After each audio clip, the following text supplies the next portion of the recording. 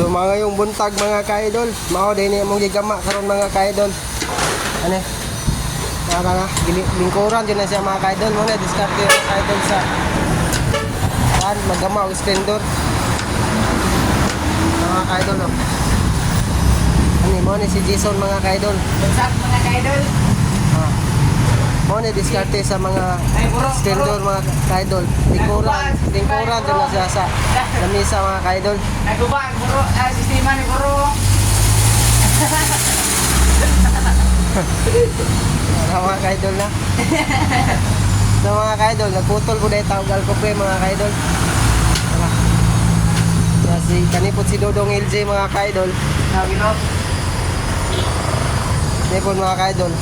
Nagtap-tap po sa screen miss mga ka-idol. Ano mga ka-idol oh.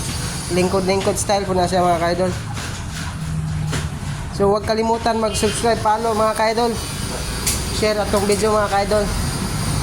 Para kamo na po sunod akong matawaran mga screen sa amin mga ka-idol. Mag-comment lang kayo mga ka-idol.